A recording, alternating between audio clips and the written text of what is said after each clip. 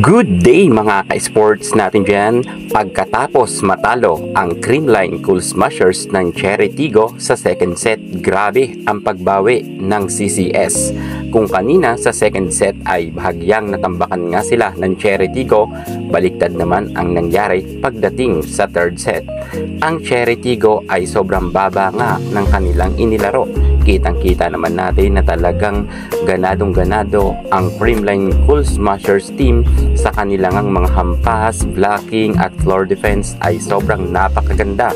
Kung kaya nga dito ay talagang namroblema ang coach Norman natin na kung saan ay hindi nga sila nakaporma pagdating sa kupunan ni Alyssa Valdez. Kahit nga mag-timeout si Coach Norman Miguel ay wala rin itong nagawa dahil nga sa ganda ng inilalaro ng Creamline Cool Smashers.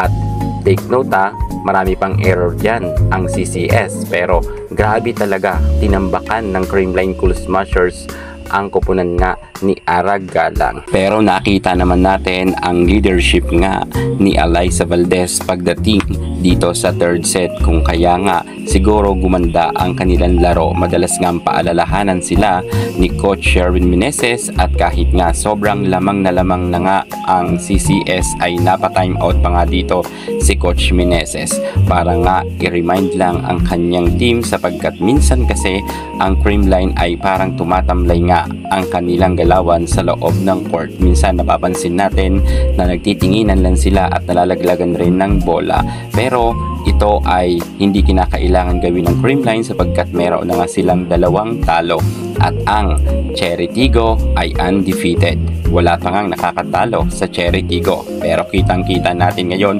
na ang Cherry ay hirap na hirap nga sila sa laban kontra nga sa Creamline Cool Smashers. Kabado ba ang Cherry Tigo kung kaya ganito ang kanilang galawan sa loob ng court?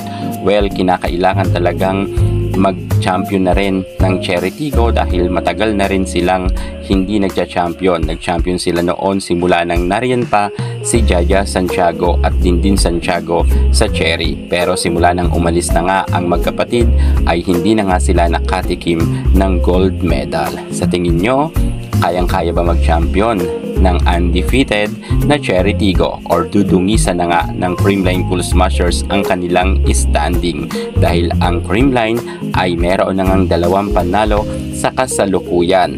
Bagamat maglalaban pa sila pagdating sa fourth set, maaaring makalusot dito ang Cherry at abutin sa fifth set, pero kampante talaga ang mga fans ng CCS na CCS nga ang magtatagumpay.